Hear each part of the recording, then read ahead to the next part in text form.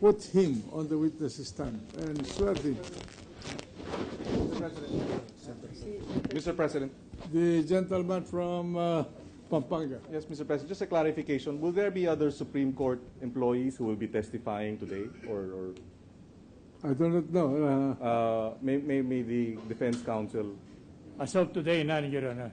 So this next witness is not from the Supreme Court? He's not from the Supreme Court, Your Honor. Yes, Mr. President, may I just make a manifestation? Yes.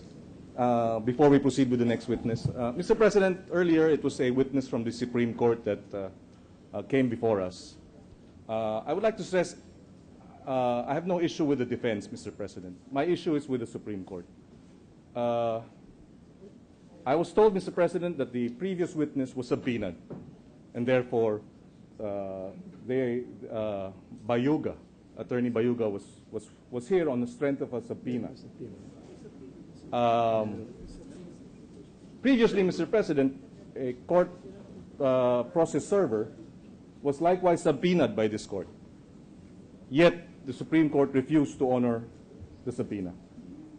And therefore, the witness did not appear. Mr. President, my concern here is we now have a situation wherein the Supreme Court decides when it will honor our subpoena and when it will ignore our subpoena. Again, this is not an issue between whether it's for the defense or the prosecution, Mr. President. This is an issue between this impeachment court, which has the sole power to try and decide impeachment cases, and the Supreme Court, which is an institution that is held accountable by this impeachment court, Mr. President. The only check on the possible excesses of the Supreme Court, Mr. President, is in this impeachment court. My fear, Mr. President, is now the only check is now being checked by the entity that is supposed to be checked.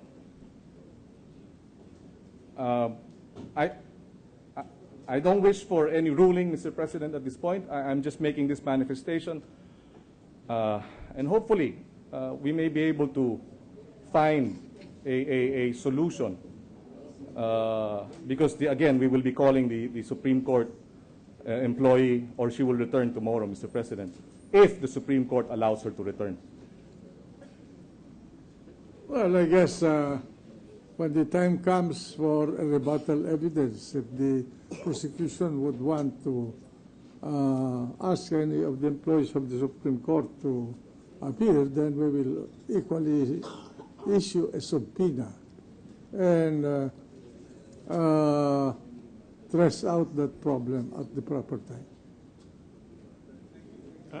In this along this line, Your Honor, may we be permitted? Only 1 minute statement, Yes, Your Honor. proceed. We have here a copy of the resolution referred to of February 14, 2012, Your Honor. And it provides, among other things, last portion, in some Philippine law rules and prohibit the disclosure of confidential or privileged information under well-defined rules, Your Honor. At the most basic level and subject to the principle of comity, members of the court officials, employees may not be compelled to testify on matters that are part of internal deliberations and actions of the court in the exercise of their adjudicatory functions and duties, while testimony on matters external to their adjudicatory functions and duties may be compelled by compulsory processes, Your Honor. I'm just reading from Yes, this. at any rate, I was informed by the Office of the Legal Counsel that Ms. Bayuga was also subpoenaed on February 1st upon the request of the prosecution. And she complied. She appeared here on February 1st in response to the subpoena issued to her. So maybe the matter that was the subject of her examination today, as well as then, are not considered confidential by the Supreme Court. So proceed. With the kind permission of the Honorable. Mr. Witness, Tumayo po kayo. tayo po. Pakitaas lang po ng kanang kamay. Do you swear to tell the truth, the whole truth, and nothing but the truth in this impeachment proceeding? Yes. So help you God.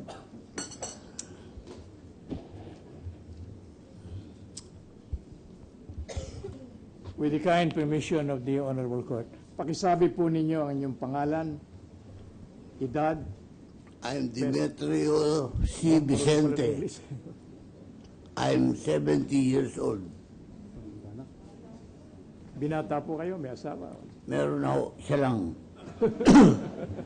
What's the purpose of this witness? This witness, Your Honor, is being presented to prove the existence of the sale in his favor by 7 parcels of land of formerly registered in the name of Mrs. Maria Cristina Rocco Corona, Your Honor. Proceed. This, with the kind permission of the Honorable Court. Kilala ho ba ninyo si Ginang Maria Cristina Rocco Corona? Oo, kilala ko dahil siya ako nabilang ko ng lupa. Ito ho ba yung may bahay ng kagalang-galang na punong hukom ng kataas-taasang hukuman ng ating Republika? Oo, yan. Siya ho. Si Chief Justice Corona. Oo. Opo. Now, sinabi po ninyo sa kagalang-galang na hukuman na kaya ninyo siya nakilala sapagkat nakabili kayo ng lupa sa kanya. Tama ho ba yan? Oo. Alright. Ano po itong lupa na nabili niyo sa kanya? Sa Marikina Heights, doon ako nakabili ng lupa na pag-aari ni Mrs. Cristina Rocco Corona. Kailan po yung pagkakabili niyo ng lupa na ang may-ari si Maria Cristina Rocco Corona? Kailan po yan? Ang tanda ko, mga 1990. Maybe July 1990. Yun ho bang bilihan ninyo ng lupa ni Mrs. Corona, nakadokumento o may papel? Meron ako absolute deed of sale. Now, ilan pong parselan lupa ang nabili niyo kay Mrs. Corona? 7 ho, 7. 7. Now, yung pong Pitong ano po? Pitong 7 parcel of land. Opo. 7 hektarya? 7 metro kwadrado. Ano? 7 titulo. 7 titulo. Opo. 7 titulo. Opo. Now, may we be allowed to proceed, Your Honor? Proceed, Alright. Counsel. Thank you, Your Honor. Now, I am showing to you, ipinakikita ko po sa inyo itong kopya ng deed of sale, which had earlier been marked as Exhibit 54 for the prosecution, consisting of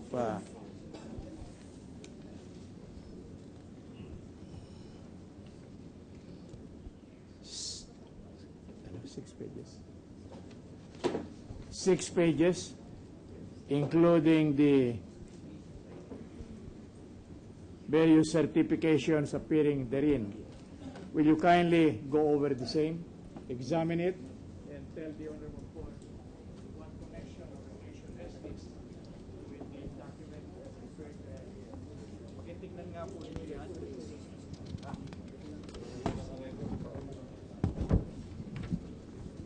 Thank you. Witness going over the same. Meron ba? Meron na. Hindi ba nakalagay sa record? Hindi na. Pinakikita ko po sa inyo yung dokumento na yan na binubuo ng 6 na pahina. Pakitingnan ninyo, sabihin ninyo sa kagalang-galang na hukumang ito kung ano ang relasyon niyan do sa dokumento ng bilihan ninyo ni Mrs. Corona. Ito ho ang absolute deed of sale of property na binili ko kay Mrs. Corona. Alright. Salamat po. Now,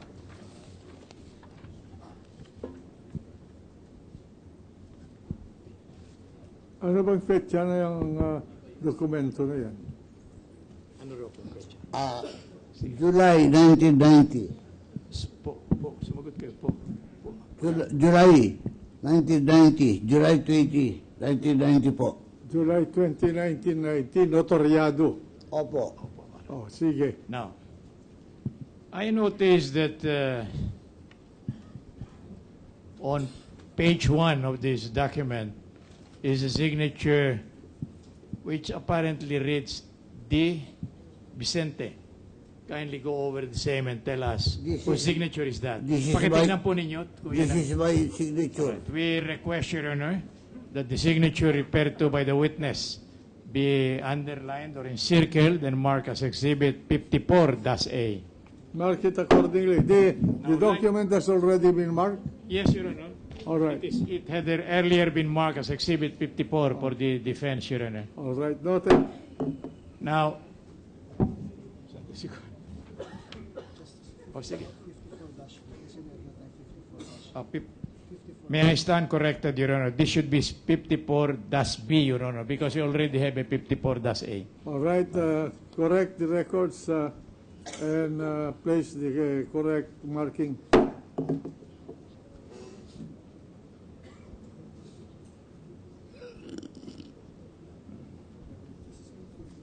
Ha? Ito. Oh. Yung kanyang pirma. Opo, yung pirma po. Sige. Now, kindly go over the other pages of this document of sale and examine the signature therein reading D. Vicente. Kanino pong pirma ito? That is my signature. Witness referring to a signature appearing on the left-hand margin of page 3, Your Honor, which we request to be marked as Exhibit 54-C, Your Honor.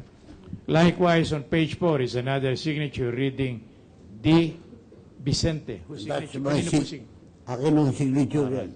We request, Your Honor, that the said signature identified by the witness be marked as Exhibit 54D. D. Thank you. Mark Now- them accordingly. Now, likewise, on page 5 is a signature appearing over and above the typewritten name Demetrio C. Vicente Bendi. Will you kindly tell the Honorable Court whose signature is that? This is my signature. All right. We request, Your Honor, that the signature identified by the witness to be his be marked as 54E. That's it. Thank you. Now, may I also direct your attention Mark it accordingly. to a signature appearing over the typewritten name Cristina R. Corona, vendor. Whose signature is that? Kanino pong signature yan? Signature ho ng seller, Mrs.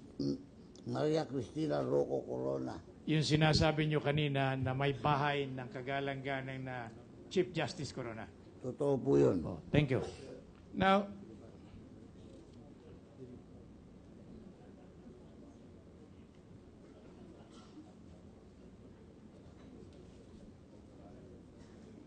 ito bang TCT na ito sa pangalan?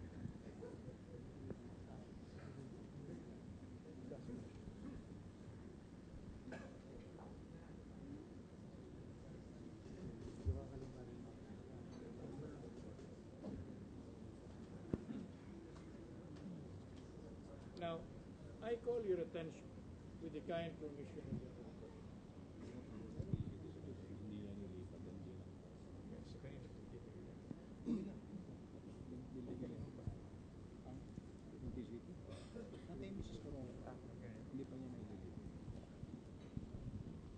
Now, will you kindly examine the entries appearing under 1 TCT number N97119, which is Lot 13-A, PSD-13-189.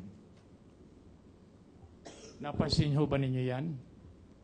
Yan kung numero ng lote. Opo. Opo, yes sir. Now, likewise, under TCT number 97120 is a statement or entry reading a portion of Lot 13-A. Napansin ho ba ninyo yun? Opo. Alin po yung Lot 13? Alin po yun? Kung alam ninyo. Yung second lot from the Lakas po ninyo, hindi kayo nandun. Second lot, probably whole 7 lots. Alright.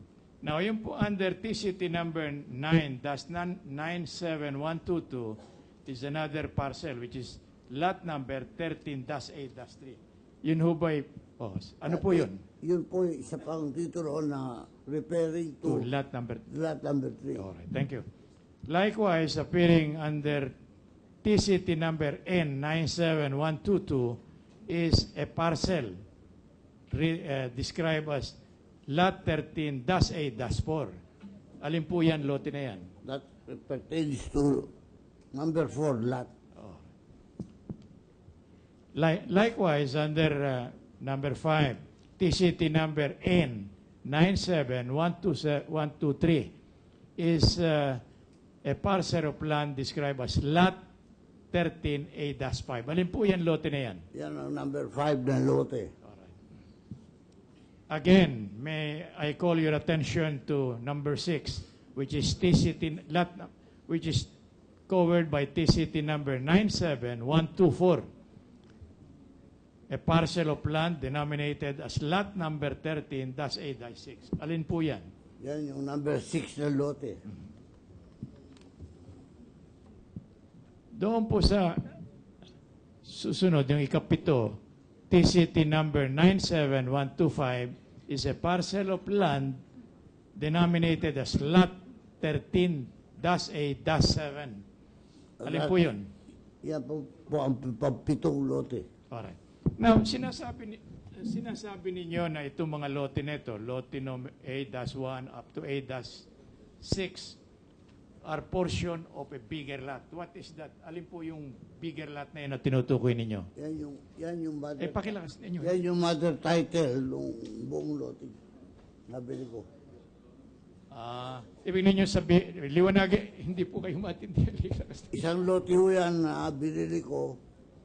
Ang mother title, kasama na ho yun doon, yung lote yan, subdivided, no ibigay sa akin.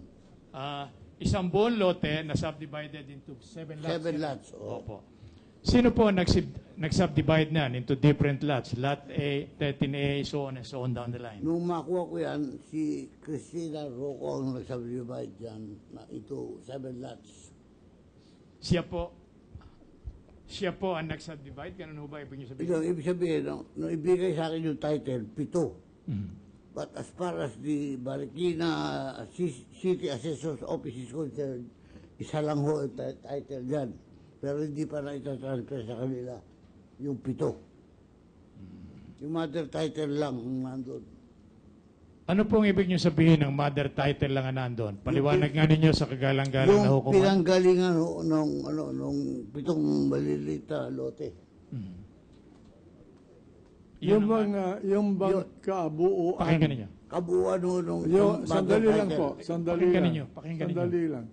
Yung pong kabuuan nung lupa na sumasakop Sa 7 nung 7 lote Opo. ay may titulo yon.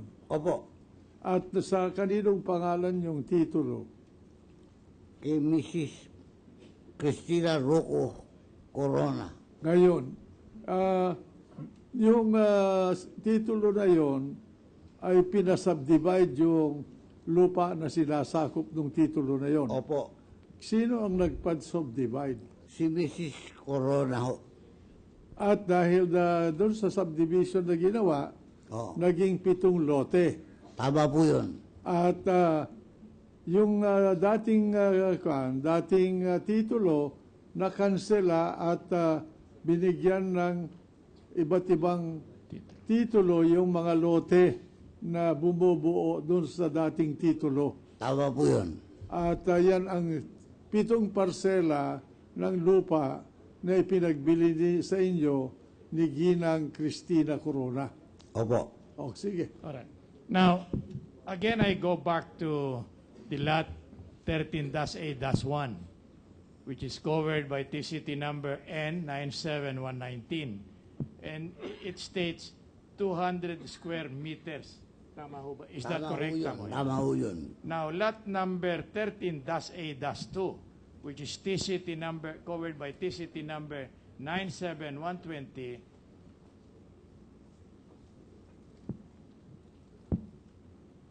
consists of 200 square meters. Tama po ba yun? Tama po yun. Alright. Now, again, may I direct your attention to TCT number 97121. And it states it contains an area, the lot therein described contain an area of 218 square meters. Tama Tama ba? po yun. Alright. Now, TCT number 97122, which covers lot number 13-A-4, consists of 225 square meters. Tama po yun. Thank you. Yung pong lot number 13-A-5, which is covered by TCT number 97123, consists of 232 square meters. Tama ho Tama po yun. Alright. Now, on the other hand, lot number 13-A-6, which is covered by TCT number 97124, consists of 255 square meters. Pakitingnan nga po ninyo. Tingnan nyo kung tama yun. Tama po. yun, Thank tama. you.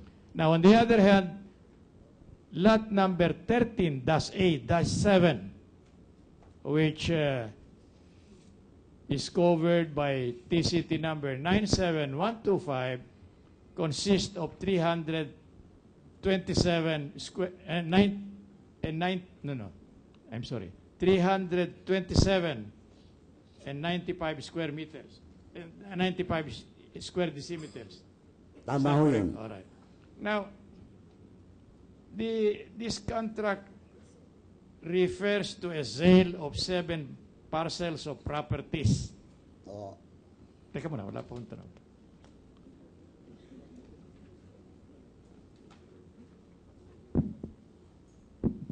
How much was paid by you for the purchase of these 7 parcels from Mrs. Corona?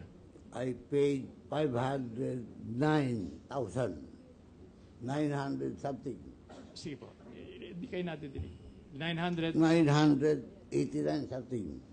for the entire, For the entire 7 property. parcels. Oh. Alright. Sandali lang. Ilang metro kwadrado yung kabuuan ng 7 titulo? It has a total area of 1,700. 5,000? 1,700.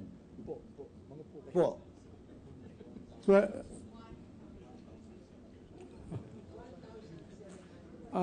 meter. 1,700 po square meter. 1,700 square meter.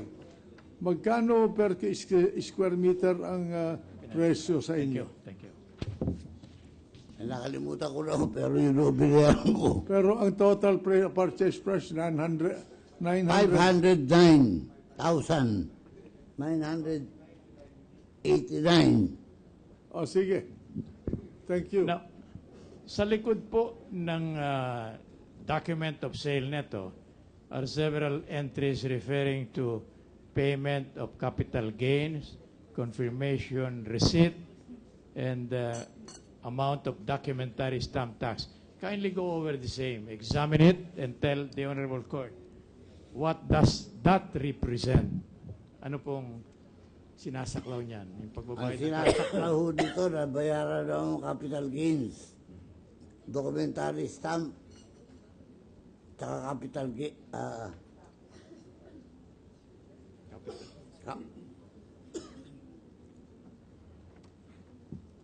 Bayan ho lahat ng capital gains ito, tsaka ano po. Oh, sino po ang nagbayad niyan? Si Mrs. Cristina Rocco. Lahat-lahat. Lahat na ho yan. Now, kanino po ito pong mga titulo na nakalagay dito? Sandali lang, ano? Doon sa 900,000 na gross, 509,000. 509,000 na gross price noong 7 parsela, inawas doon ang capital gains tax. Ganun ba? Hindi ho. Siya ho nagbayad nun. Kaya nga, pero saan niya kinuha yung ibinayad? Doon sa ibinayad sa iyo o Ay, binayaran ko na ho yung lahat na halaga noong lote. Ngayon, yung ibinayad mo sa kanya, doon inawas yung buwis. Oo. Ayun. Now, since these are real properties, will you kindly tell the Honorable Court who have been paying the real estate tax? Yung pong amilyar, sino po nagbabayad? Ako ang nagbabayad ng amilyar dahil akin na ho yung property. Kailan pa po kayo simulang nagbayad ng amilyar covering these properties? From the time I got this property, 1990. 1990. All right. What documents can you show to this honorable court attesting to the fact that you had been paying the real estate tax? Ano pong dokumento ninyo? Meron ako mga resibo rito. Sige po. Witness going over his envelope containing the said receipts. Just a minute, Counsel. What's the purpose of this line of examination? Anyway, that was property sold already. Yes, Mrs. Corona. There, may I now? Yes, please. Thank you, Your Honor. The idea, Your Honor, the purpose, Your Honor, is to show that the sale is a genuine deed of sale between the seller and the buyer, Your Honor, so that any and all obligations which should be shouldered by the buyer is being shouldered by this witness, Your Honor. In other words, it is not merely a make-believe transaction, Your Honor. It is an honest-to-goodness transaction. Well, I don't think there's an issue about that. So anyway, go ahead. Ito. Yan ho ang latest receipts.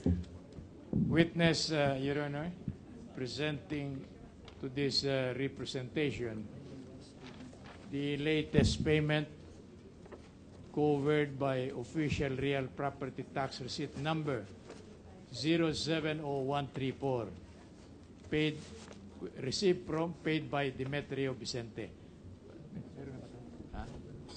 That's the latest. Ano pong marka nito? That is the latest payment for the year. We will request, Your Honor, that this document identified by the witness be marked as Exhibit 120. 122. Thank you. Mark it accordingly. By the way, may I ask this question from the prosecution? Are you disputing the validity of this transaction where 7 parcels of land was sold by Cristina Corona to Mr. Vicente? Yes, Your Honor, there is an issue with respect to this transaction, and that will be pointed out during our cross-examination. All right, go ahead. Thank you. Thank you. Minarkahan.